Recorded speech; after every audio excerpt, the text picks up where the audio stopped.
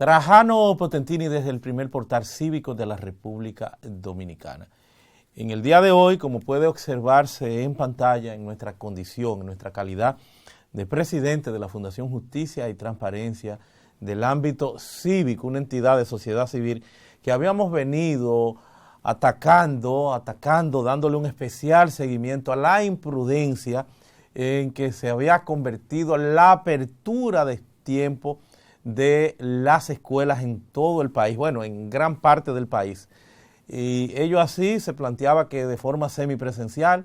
habíamos lamentado el que la vicepresidenta pues le dio un seguimiento especial en contra en muchos casos hasta de lo que habría planteado el ministro de Educación, que trató de ser más prudente, pero que en definitiva es el responsable del tema educativo. Debió tratar de imponerse, debió tratar de plantear con más energía lo que serían pues lo que sería su criterio en ese orden, y no dejarse imponer, dejarse presionar del empresariado que parecería que está detrás de consumir el 4% destinado para el desayuno escolar, para el laborantismo, para la dinámica propia que se verifica en la docencia presencial. En un momento en donde tenemos la circulación de nuevas cepas del coronavirus, cepas más contagiosas, más agresivas y más aún una expansión sin precedentes, constituyéndose lamentablemente a las escuelas en el gran foco de expansión y de crecimiento del virus, porque a la hora de verificar quiénes convergen, quienes participan en una escuela, tú te vas a encontrar que es una especie de muestras estadísticas de los diversos sectores de una población, de una región, que son los que van. Entonces, si tú vas de un sitio, del otro, aun cuando no esté el virus, va a estar expandiéndolo y va entonces esto a tener un impacto de mucha gravedad, constituyéndose en una especie de catástrofe sanitaria. Por eso nosotros respaldamos, apoyamos las medidas del gobierno con las restricciones que estaría planteando en el marco del estado de emergencia, las facultades del presidente, con este decreto, el 349-21, de restringir, de tomar las previsiones, de establecer los protocolos que se requieren, y más aún, que es lo que tenemos que reiterar, el cierre de las escuelas, porque con esto se cierra un ciclo. En el caso nuestro, que habíamos desde ya pues hecho el planteamiento, incluso por vía de acto de alguacil, con miras a someter al ministro de Educación, porque lamentablemente está en el medio de esto y es el que encarna la responsabilidad directa. No es un tema de la vicepresidenta, aunque la vicepresidenta fuera quien en algún momento pues hizo el planteamiento, pero no es un tema porque no tiene responsabilidades directas alrededor de todo esto. Y lo digo esto para muchos que habían criticado que por qué no habíamos ensañado en contra de Furcar y no íbamos directamente ante la vicepresidenta. Bueno, es que la vicepresidenta jurídicamente no concreta, jurídicamente no es responsable en los términos de la ley 247-12, que es la ley orgánica, señores, de la administración pública, donde el ministro es el que tiene que ver con la docencia, es el que tiene que ver con las políticas, entonces es el responsable directo. El gabinete de salud, bueno, eso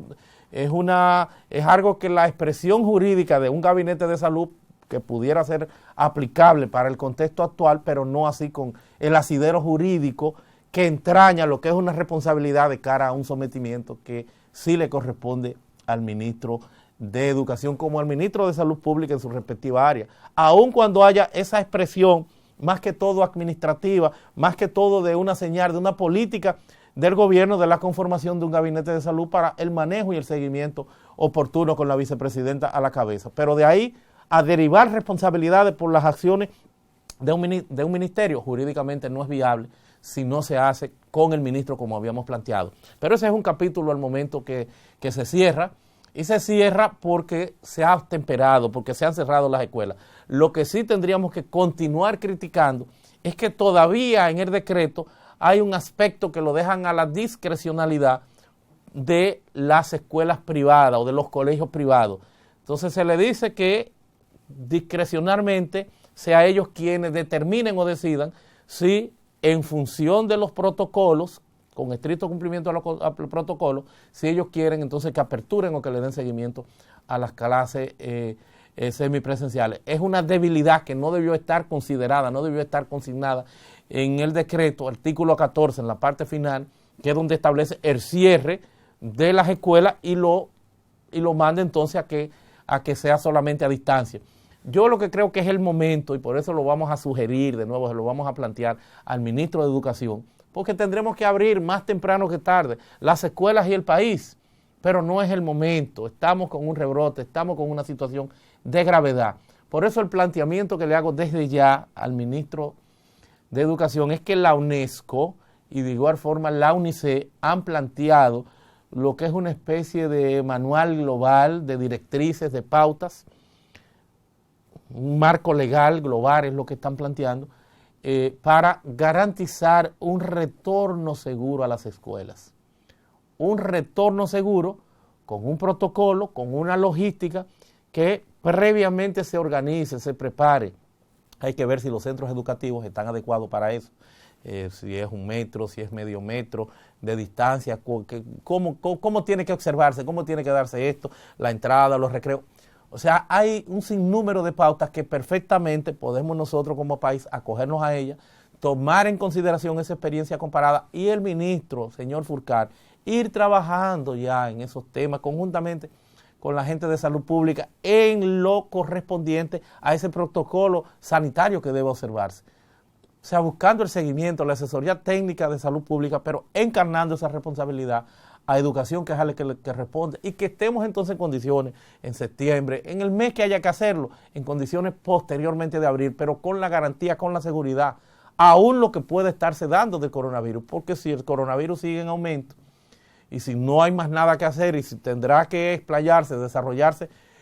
como pasa con otras enfermedades, entonces tendremos que aprender a vivir con el monstruo, tendremos que aprender a desarrollarnos, pero previo, señores, previa prudencia que implica ese conocimiento, esa preparación, que es lo que nosotros demandamos, es lo que le estamos proponiendo al Ministerio de Educación, en este que es un tema al que nosotros le vamos a dar seguimiento y que definitivamente respaldamos y apoyamos las medidas del gobierno con el cierre de las escuelas, que había sido un clamor no solamente de la Fundación, el Colegio Médico, profesionales, la misma Asociación Dominicana de Profesores, los padres, o sea, todo el mundo había estado conteste. Estamos hablando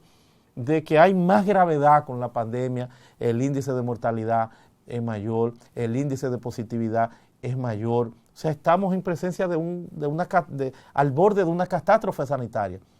con lo que es este rebrote, con lo que es esta redimensión de nuevas cepas y más que de nuevas cepas, señores, también de la realidad dominicana. Parecería que por la falta del cuidado, de la prudencia, de la mascarilla, de la forma en que debieron pues manejarse las restricciones, porque hemos ido cogiéndole un poquitito de gusto al tema, señores, de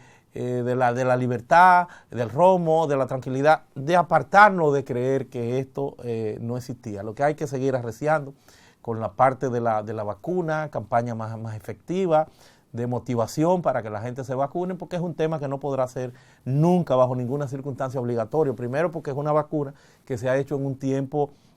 récord, es una vacuna que se puede decir que está todavía en una fase experimental. Son vacunas que ha sido la desgracia, el día a día, la desesperación de los países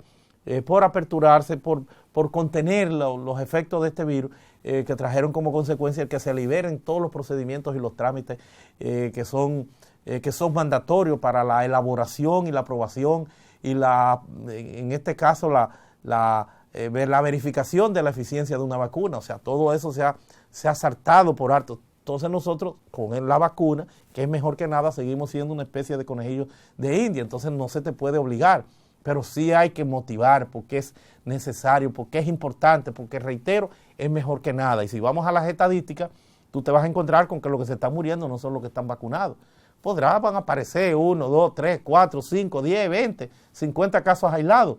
pero ciertamente el que está muriendo no es el que se ha vacunado.